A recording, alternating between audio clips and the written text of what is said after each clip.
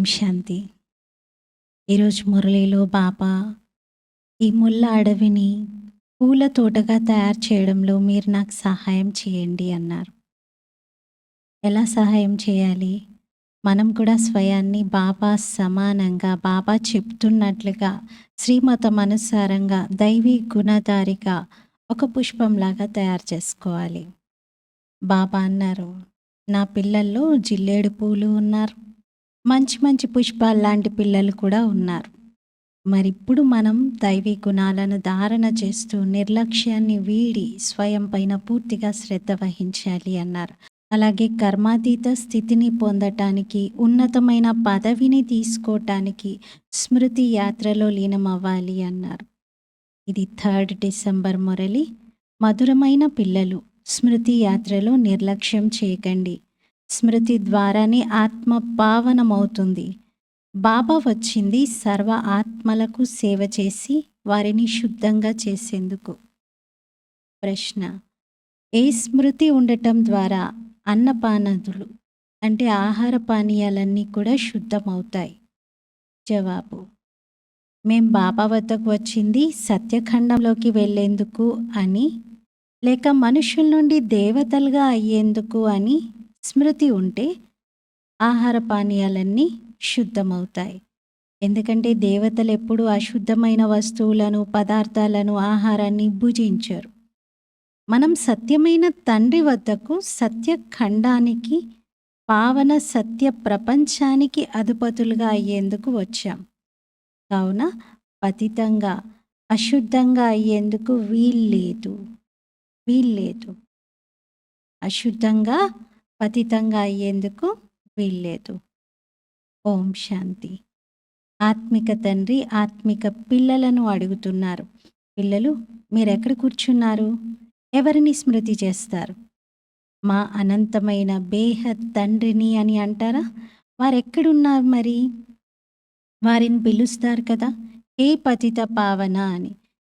ఈ రోజుల్లో సన్యాసులు కూడా అంటూ ఉంటారు, పతిత పావన సీతారామ అని.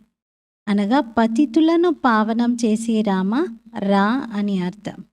పావన ప్రపంచమని సత్యయుగాన్ని, పతిత ప్రపంచమని కలియుగాన్ని అంటారని ఇప్పుడు మీకు తెలిసింది. ఇప్పుడు మీరు ఎక్కడ కూర్చున్నారు? కలియుగ అంతిమంలో. అందుకే బాబా వచ్చి మమ్మల్ని పావనంగా చేయండి అని పిలుస్తున్నారు. మమ్మల్ని అంటే ఎవరు? ఆత్మనే పవిత్రంగా చేయాలి. ఆత్మ పవిత్రంగా అవుతే శరీరం కూడా పవిత్రమైనది దొరుకుతుంది. ఆత్మ పతితం అవ్వడంతో శరీరం కూడా పతితమైనదే లభిస్తుంది. ఈ శరీరం అయితే ఒక మట్టి బొమ్మ వంటిది. ఆత్మ వినాశనం లేనటువంటిది. ఆత్మ ఇంద్రియాల ద్వారానే మాట్లాడుతుంది. పావనంగా తయారు చేయమని వేడుకుంటుంది. ఆత్మ పిలుస్తోంది తండ్రిని, మేము చాలా పతితులైపోయాం, వచ్చి మమ్మల్ని పావనం చేయండి బాబా అని పిలుస్తోంది. మరి బాబా వచ్చి పావనంగా తయారు చేస్తారు. పంచవికారాల రూపీ రావణుడు పతితంగా చేస్తాడు. బాబా ఇప్పుడు మళ్ళీ ఇవన్నీ స్మృతి కలిగిస్తున్నారు. మనమే పావనంగా ఉండేవారిమి. మళ్ళీ ఇలా 84 జన్మలు తీసుకుంటూ ఇప్పుడు అంతిమ జన్మలో ఉన్నాం. ఇది మనుష్య సృష్టి రూపీ వృక్షము. నేను దీనికి బీజరూపుడను. హే పరంపిత పరమాత్మ అని, ఓ గాడ్ ఫాదర్ లిబరేట్ మీ అని, అంటే నాకు ముక్తిని ప్రసాదించు అని నన్ను పిలుస్తారు. ప్రతి ఒక్కరూ తమ కొరకు అలా పిలుస్తూ ఉన్నారు, నన్ను విడిపించండి, నాకు మార్గదర్శనం చేయండి అని. శాంతిధామమైనటువంటి ఇంటి కొరకు మార్గదర్శనం కోరుతున్నారు. సన్యాసులు మొదలైన వారు కూడా అంటారు, స్థిరమైన శాంతి ఎలా లభిస్తుంది అని. ఇప్పుడు శాంతిధామం అయితే ఇల్లు. అక్కడి నుండి ఆత్మలైన మీరు పాత్రను అభినయించేందుకు వచ్చారు. అక్కడ కేవలం ఆత్మలే ఉన్నాయి, శరీరాలు లేవు. ఆత్మలు నగ్నంగా అంటే అశరీరిగా ఉంటాయి, శరీరం లేకుండా ఉంటాయి. నగ్నంగా అంటే వస్త్రాలు ధరించకుండా ఉండడం అని మాత్రం అర్థం కాదు. శరీరం కూడా ఆత్మకొక వస్త్రమే కదా! అందుకని శరీరం లేకుండా ఆత్మలు అశరీరిగా అక్కడ ఉంటాయి కాబట్టి ఆ పదాన్ని వాడుతున్నారు. పిల్లలు, ఆత్మలైన మీరు అక్కడ మూలవతనంలో శరీరాలే లేకుండా ఉంటారు. దానిని నిరాకారి ప్రపంచమని అంటారు. పిల్లలకు మెట్లను గురించి వివరించడం జరిగింది. ఇలా మనం మెట్లు దిగుతూ వచ్చాం. మొత్తం ఎక్కువలో ఎక్కువ 84 జన్మలు పట్టింది. మరికొందరు ఒక్క జన్మ కూడా తీసుకుంటారు. ఒక్క జన్మ తీసుకునేటువంటి వారి పాత్ర కూడా డ్రామాలో ఉంది. ఆత్మలు పైనుండి వస్తూనే ఉంటాయి. పావనంగా చేసేందుకు నేను వచ్చాను. ఇప్పుడు బాబా అంటారు, శివబాబా బ్రహ్మ ద్వారా మిమ్మల్ని చదివిస్తూ ఉన్నారు. శివబాబా ఆత్మలకు తండ్రి, బ్రహ్మబాబా వారిని ఆదిదేవని అంటారు. ఈ దాదాలోకి తండ్రి ఎలా వస్తారన్నది పిల్లలైన మీకు మాత్రమే తెలుసు. హే పతిత పావన రా అని కూడా నన్ను పిలుస్తారు. ఆత్మలు ఈ శరీరం ద్వారా పిలుస్తాయి. ముఖ్యమైనది ఆత్మ కదా. ఇది అసలే దుఃఖధామం. ఈ కలియుగంలో చూడండి, చూస్తూ చూస్తూ అకస్మాత్తుగా మృత్యు వచ్చేసింది. అక్కడ ఇలా ఎవ్వరూ రోగగ్రస్తులే ఉండరు. అసలు అక్కడ ఎవ్వరికి రోగం అనేది రాదు, జబ్బులే ఉండవు. దాని పేరే స్వర్గం. ఎంత చక్కటి పేరది! అలా అనడంతోనే హృదయం సంతోషమయం అవుతుంది, సంతోషం ఉప్పొంగుతుంది. బాబా అంటారు, స్వర్గం అనగానే నోట్లో నీళ్ళూరాలి. క్రిస్టియన్లు కూడా అంటారు, క్రీస్తుకు 3000 సంవత్సరాల ముందు ప్యారడైజ్ ఉండేది అని. ఇక్కడ భారతవాసులకైతే ఏమీ తెలియదు. ఎందుకంటే వీరు సుఖం ఎక్కువగా చూశారు, దుఃఖము ఎక్కువగా చూస్తూ ఉన్నారు, తమో ప్రధానంగా అయ్యారు. 84 జన్మలు కూడా తీసుకునేది ఇక్కడి వారే. అర్ధకల్పం తర్వాత ఇతర ధర్మాలన్నీ వస్తాయి. ఇప్పుడు మీకు అర్థమైంది, అర్ధకల్పం దేవీ దేవతలు ఉన్నప్పుడు ఇతర ఏ ధర్మాలు లేవు. మళ్ళీ త్రేతాయుగంలో ఎప్పుడైతే రాముడు వచ్చాడో అప్పుడు కూడా ఇస్లాంలు, బౌద్ధులు లేరు. మనుషులైతే పూర్తి ఘోర అంధకారంలో ఉన్నారు. ఈ ప్రపంచం యొక్క ఆయుషు లక్షల సంవత్సరాలని అనేస్తారు. అందుకని మనుషులు ఈ కలియుగం ఇంకా చిన్నపిల్లవాడి దశలోనే ఉంది అని భావిస్తారు. ఇప్పుడు మీకు అర్థమైంది కదా, ఈ కలియుగం పూర్తయి ఇప్పుడు సత్యయుగం వస్తుంది. అందుకే మీరు బాబా నుండి స్వర్గ వారసత్వాన్ని తీసుకోవడానికే ఇక్కడికి వచ్చారు. ఒకప్పుడు మీరందరూ స్వర్గవాసులుగా ఉండేది. బాబా వచ్చే ఆ స్వర్గాన్ని స్థాపన చేస్తారు. మీరే స్వర్గంలో పాత్ర వహిస్తారు. మిగిలిన వారందరూ శాంతిధామంలో ఇంటికి వెళ్ళిపోతారు. అది మధురమైన ఇల్లు. ఆత్మలక్కడ నివాసం ఉంటాయి. మళ్ళీ ఇక్కడికి వచ్చి ఆత్మలన్నీ శరీరధారులుగా ఈ పాత్ర వహిస్తాయి. శరీరం లేకుండా ఆత్మ మాట్లాడలేదు. అక్కడ శరీరాలు లేని కారణంగా ఆత్మలు శాంతిగా ఉంటాయి. ఒకవేళ పరంధామంలో కూడా శరీరాలు ఉంటే ఎలా ఉండేది ఊహించుకోండి. మనం స్వర్గంలో ఉన్న పైన అశాంతిగా ఉండేది, శాంతిధామం శాంతిధామంగా ఉండకపోయేది. అందుకే అక్కడ శరీరాలు ఉండవు అంటున్నారు బాబా. మళ్ళీ అర్ధకల్పం దేవీ దేవతలు ఉంటారు. సూర్యవంశీ, చంద్రవంశీ, మళ్ళీ ద్వాపర కలియుగంలలో మనుష్యులు ఉంటారు. అంటే దేవతలు అర్ధకల్పం, మనుషులు అర్ధకల్పం. దేవతల రాజ్యం ఉండేది. మరిప్పుడు వాళ్ళు ఎక్కడికి వెళ్ళారు? ఎవరికీ తెలియదు. ఈ జ్ఞానం ఇప్పుడు మీకు తండ్రి ద్వారా లభిస్తుంది. ఇక ఏ మనుష్యుల్లోనూ ఈ జ్ఞానం ఉండదు. బాబాయే వచ్చి మనుషులకు ఈ జ్ఞానం ఇస్తారు. దీనితో మనుష్యులు దేవతలవుతారు. మీరిక్కడికి వచ్చిందే మనుష్యుల నుండి దేవతలుగా అయ్యేందుకు. దేవతల అన్నపానదులు అంటే ఆహారపు అలవాట్లు అశుద్ధంగా ఉండవు. వాళ్ళెప్పుడూ బీడీలు మొదలైనవి తాగరు. ఇక్కడి ఈ పతిత మనుషులను గురించి ఇంక అడక్కండి, నన్ను అడక్కండి అంటున్నారు. మనుషులు ఏమేం తింటారు, ఏమేం తాగుతారో అసలు చెప్పడానికి వీలు లేకుండా ఉన్నాయి. ఏవేవో చేస్తూ ఉన్నారు. ఇప్పుడు బాబా చెప్తున్నారు, ఒకప్పుడు ఈ భారతదేశం సత్యఖండంగా ఉండేది. తప్పక సత్యమైన తండ్రియే స్థాపన చేసి ఉంటారు. తండ్రిని ట్రుత్ అంటారు, గాడ్ ఈజ్ ట్రుత్ అంటారు. ఈశ్వర్ సత్య హే, సత్య హీ శివ హే అంటారు. నేనే ఈ భారతదేశాన్ని సత్యఖండంగా మారుస్తానని బాబా అంటారు. మీరు సత్యమైన దేవతలుగా ఎలా తయారు కావచ్చో అది కూడా నేనే నేర్పుతాను. ఎంతమంది పిల్లలు ఇక్కడికి వస్తారు? అందుకే ఈ ఇల్లు మొదలైనవన్నీ కూడా నిర్మించవలసి వస్తుంది. అంతిమం దాకా ఇవి తయారవుతూ ఉంటాయి. చాలా తయారవుతాయి. ఇళ్లను కొందరు కొంటారు కూడా. శివబాబా బ్రహ్మ ద్వారా కార్యాన్ని చేస్తారు. బ్రహ్మ నల్లని వాడైపోయాడు. ఎందుకంటే అనేక జన్మల అంతిమ జన్మ కదా. మళ్ళీ ఇతనే తెల్లని వాడవుతాడు. కృష్ణుని చిత్రం కూడా తెల్లగా మరియు నల్లగా ఉన్న స్థితిని శ్యామ్ అంటారు. సంధ్యా సమయాన్ని హిందీలో శ్యామ్ అంటారు. అలా శ్యామ్ అంటే చీకటి పడినటువంటి సమయం. ఇంకా నల్లగా చూపించబడ్డారు. శ్యామ్ అని కూడా అంటారు కృష్ణుణ్ణి. మ్యూజియంలో చక్కని పెద్ద పెద్ద చిత్రాలున్నాయి. దానిపైన మీరు ఎవరికైనా చాలా బాగా అర్థం చేయించగలరు. ఇక్కడ బాబా మ్యూజియంలు తయారు చేయించరు. దీనిని శాంతి స్తంభం అని అంటారు. మనం శాంతిధామానికి మన ఇంటికి వెళ్తామని మీకు తెలుసు. మనం అక్కడే ఉండేవారిమి. మళ్ళీ ఇక్కడికి వచ్చి శరీరాన్ని తీసుకొని పాత్రను అభినయిస్తున్నాం. పిల్లలు ముందు ఇక్కడ ఏ సాధు సన్యాసులు చదివించట్లేదు అనే నిశ్చయం ఉండాలి. ఇక్కడ చెప్పేది స్వయం పరమాత్ముడే, స్వయం ఈశ్వరుడే. ఈ దాదా అయితే సింధులో ఉండేవారు. కానీ ఇతనిలోకి ఎవరైతే ప్రవేశించి మాట్లాడుతున్నారో వారు జ్ఞాన సాగర్లు. వారి గురించి ఎవ్వరికీ తెలియదు. గాడ్ ఫాదర్ అని అంటారు, కానీ వారికి నామరూపాలు లేవు అని అనేస్తారు.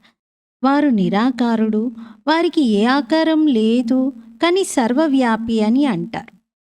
ఎంత విచిత్రంగా ఉంది. ఏ ఆకారం లేదు అంటున్నారు, మరి సర్వత్రా వ్యాపించి ఉన్నారు అని చెప్తున్నారు. అరే, పరమాత్మ ఎక్కడున్నాడు? అతను సర్వవ్యాపి, అందరిలో ఉన్నాడు అని అంటారు. అరే, ప్రతి ఒక్కరిలోనూ ఆత్మ కూర్చొని ఉంది అంటారు.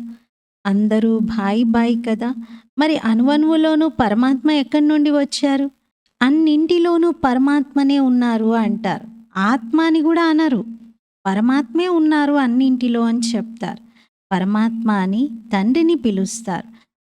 బాబా, మీరు వచ్చి పతితులైన మమ్మల్ని పావనంగా చేయండి.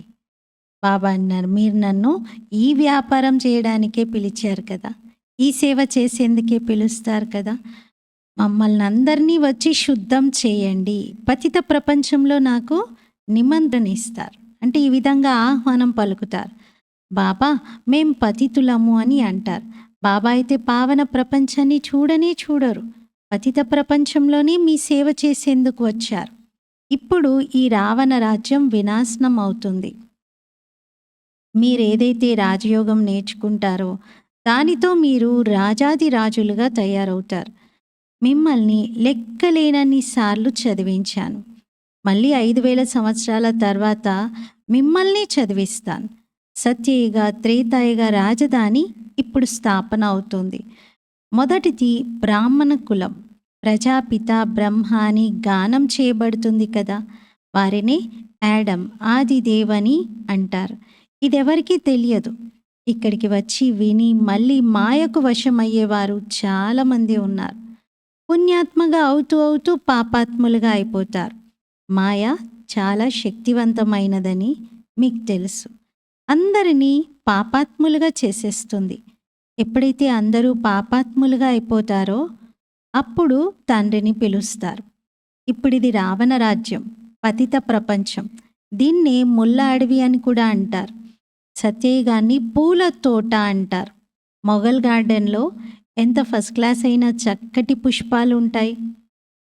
జిల్లేడు పుష్పాలు కూడా దొరుకుతాయి, కానీ వాటి భావాన్ని ఎవ్వరూ అర్థం చేసుకోరు. శివునిపై జిల్లేడు పుష్పాలు ఎందుకు వేస్తారు? ఇది కూడా బాబా కూర్చొని తెలియజేస్తారు. నేను ఎప్పుడైతే చదివిస్తానో అప్పుడు అందులో కొంతమంది పిల్లలు ఫస్ట్ క్లాస్ అయిన ముత్యాలుగా ఉంటే, కొందరు రత్నజ్యోతులుగా, కొందరు జిల్లేడు పుష్పాలుగా కూడా ఉంటారు. నంబర్ వారీగా అయితే ఉన్నారు కదా. కాబట్టి దీనిని దుఃఖధామం, మృత్యులోకం అని అంటారు. ఇక్కడ పుష్పాలు బాబా పిల్లల్లో నంబర్ వారీ ధారణ అనుసారంగా పిలువబడుతున్నారు పుష్పాలుగా. అందుకే భక్తి మార్గంలో కూడా శివుడి పైన అన్ని రకాల పుష్పాలని అర్పిస్తారు. ఎందుకంటే బాబా పిల్లల్లో అన్ని రకాల వారు ఉన్నారు కాబట్టి. శాస్త్రాలైతే ఈ దాదా చదివారు. బ్రహ్మ బాబా బాగా చదివారు. కానీ బాబా ఏ శాస్త్రాలను చదివించారు. ఇక్కడ మనకి శాస్త్రాలేమీ చెప్పట్లేదు. ఎందుకంటే స్వయం బాబాయే సద్గతి దాత. అప్పుడప్పుడు గీతను ఉదాహరిస్తారు. సర్వశాస్త్రమై శిరోమణి అయిన గీతను భగవంతుడు గానం చేశారు. కానీ ఆ భగవంతుడు అని ఎవరిని అంటారో ఈ భారతవాసులకు తెలియదు. బాబా అంటారు, నేను నిష్కామ సేవాధారిని, నిష్కామ సేవ చేస్తాను, మిమ్మల్ని విశ్వానికి అధిపతులుగా తయారు చేస్తాను, కానీ నేను అవ్వను. స్వర్గంలో మీరు నన్ను స్మృతి చెయ్యరు. దుఃఖంలో అందరూ స్మరణ చేస్తారు, సుఖంలో ఎవరూ చేయరు. దీనినే సుఖ దుఃఖాల ఆట అని అంటారు. స్వర్గంలో ఏ ఇతర ధర్మాలు ఉండవు, అవన్నీ తర్వాతే తయారవుతాయి. మీకు తెలుసు ఈ పురాతన ప్రపంచం ఇక వినాశనం అయిపోతుందని. ప్రకృతి వైపరీత్యాలు, తుఫాన్లు చాలా తీవ్రంగా వస్తాయి, అందరూ అంతమైపోతారు. కాబట్టి బాబా ఇప్పుడు వచ్చి బుద్ధిహీనుల నుండి తెలివైన వారుగా తయారు చేస్తున్నారు. బాబా ఎంత ధనం సంపదను ఇచ్చారు, అవన్నీ ఎక్కడికి వెళ్ళాయి? ఇప్పుడు ఎంత పనికి రాని వారిగా అయిపోయారు. బంగారు పిచ్చుకలా ఉన్న భారతదేశం ఇప్పుడు ఎలా అయిపోయిందో చూడండి. ఇప్పుడు మళ్ళీ పతిత పావనుడు వచ్చి రాజయోగాన్ని నేర్పిస్తున్నారు. అది హఠయోగం, ఇది రాజయోగం.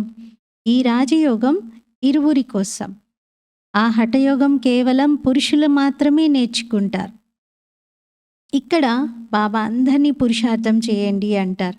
విశ్వానికి యజమానులుగా తయారై చూపండి అంటారు. ఇప్పుడు ఈ పురాతన ప్రపంచం అంతా కూడా వినాశనం అవ్వాల్సిందే. ఇంకా చాలా తక్కువ సమయమే ఉంది. ఈ యుద్ధం అంతిమ యుద్ధం. ఈ యుద్ధం ప్రారంభమవుతే ఇక ఆగదు. ఈ యుద్ధం కూడా మీరు ఎప్పుడైతే కర్మాతీత స్థితిని పొందుతారో, స్వర్గానికి వెళ్ళేందుకు అర్హులుగా అవుతారో అప్పుడే ప్రారంభమవుతుంది. మీరు స్మృతి యాత్రలో అసలు నిర్లక్ష్యం చేయకండి అని బాబా అంటారు. ఇందులో మాయ చాలా విఘ్నాలను వేస్తూ ఉంటుంది. अच्छा, मीठे मीठे सिकीलते बच्चों प्रति मात पिता बाप दादा का याद प्यार और गुड मॉर्निंग। रूहानी बाप की रूहानी बच्चों को नमस्ते। हम रूहानी बच्चों की रूहानी बाप दादा को याद प्यार गुड मॉर्निंग और नमस्ते। मेरा बाबा मीठा बाबा प्यारा बाबा शुक्रिया बाबा। धारण కొరకు ముఖ్య సారము. ఫస్ట్ పాయింట్, బాబా ద్వారా మంచిగా చదువుకొని ఫస్ట్ క్లాస్ అయిన పుష్పంలాగా తయారవ్వాలి. ఈ ముళ్ళ అడవిని పూల తోటగా మార్చడంలో బాబాకు పూర్తి సహాయం చేయాలి. సెకండ్ పాయింట్, కర్మాతీత స్థితిని పొందటానికి లేక స్వర్గంలో ఉన్నత పదవిని, అధికారాన్ని తీసుకోవటానికి స్మృతి యాత్రలో తత్పరులవ్వాలి. నిర్లక్ష్యం చేయకూడదు. ఫస్ట్ పాయింట్లో బాబా మంచి ఫ్లవర్గా, మంచి పుష్పంగా కండి అడవిని, ముళ్ళ అడవిని పూల తోటగా తయారు చేయడంలో హెల్ప్ చేయండి అంటున్నారు. సెకండ్ పాయింట్లో బాబా మీ కర్మాతీత స్థితి, ఉన్నత పదవిని పొందటానికి స్మృతి యాత్రలో ఉండండి, నిర్లక్ష్యం చేయకూడదు అన్నారు.